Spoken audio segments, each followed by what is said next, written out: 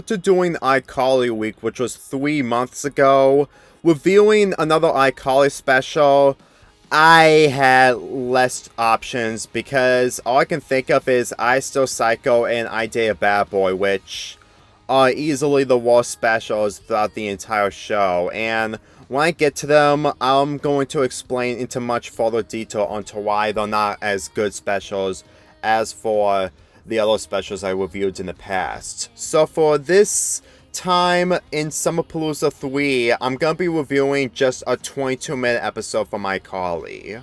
And that episode is iDo, and believe me, this isn't the only wedding episode I'm gonna be tackling in this month.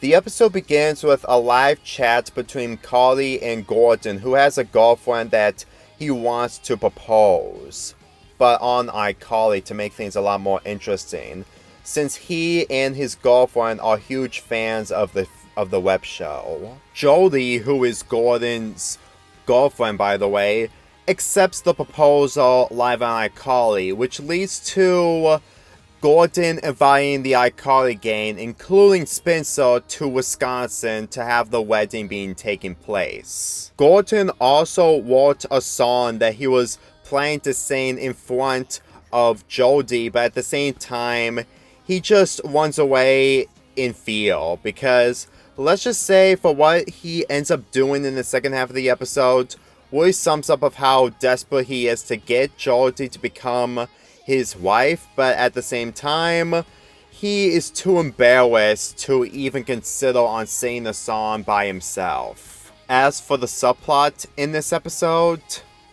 it's mostly Gibby getting a $5 bill from a tree and he succeeds at the end.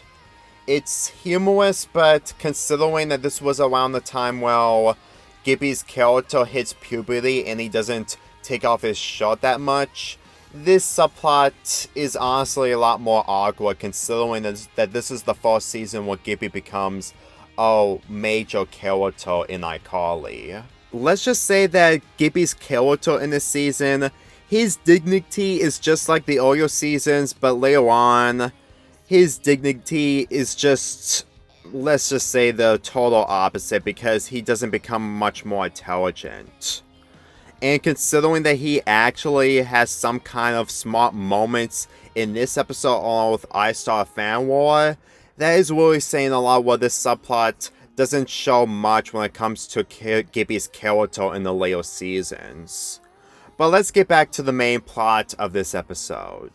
Just when Gordon was about to accept Jody as his wife, Jody actually rejected him because she's in love with someone else, and that someone is Spencer. This episode alone actually made me admire of how crazy fangirls are when it comes to iCarly.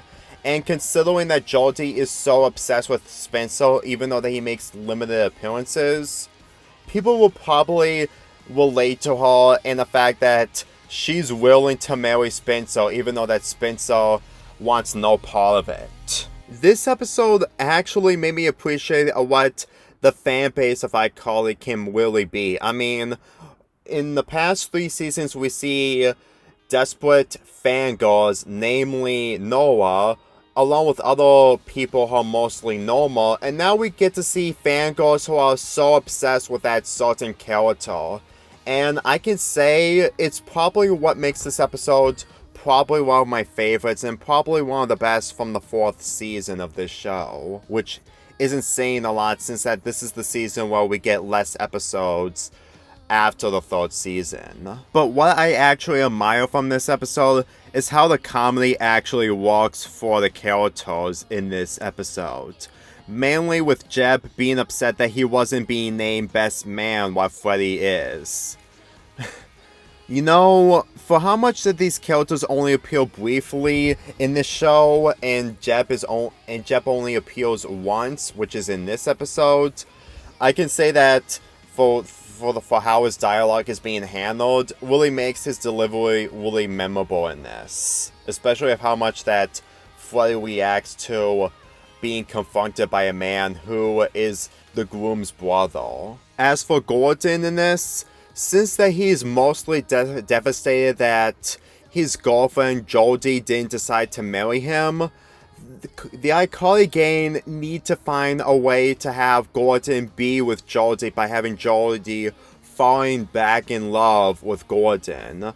I gotta say that Gordon was definitely in the wrong in all this. All because of Jodie wanting Spencer to be part of the wedding, but I don't usually blame her, but at the same time, I do not condone the fact that she's willing to choose Spencer over Gordon. The only way for Gordon to have Jodie fall in love with him all over again is to have him sing the song in front of her, which is the song that he's been writing before this day happened, and when he starts singing the first lyrics, he wets himself. Literally. And this leads to Carly singing the song instead, and the song is called Shakespeare.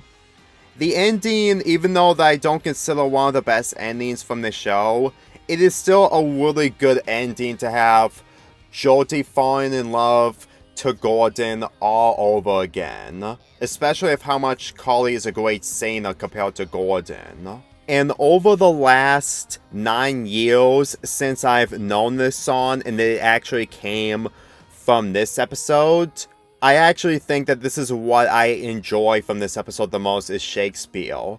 And for how it's being executed to have Gordon and Jodie falling in love thanks to Carly singing it, it actually makes this ending a lot more brilliant when it comes to putting the song into the main focus. And since that Spencer doesn't have to worry about the image of him being married to someone he barely knows about, everyone wins at the end, making this episode one of the finest from any other episode from this show. Granted, it's not better than other episodes, but I still enjoy it. So if there's one thing I can give this season, is that it feels like it's really in the middle between the good seasons along with the seasons that flanderizes the characters a little bit too more, along with being way too goofy. That just pretty much sums up what the 4th season really is. I give this episode a 7.5 out of 10. Let's get this started again. Me and my whole crew, we live with no rules.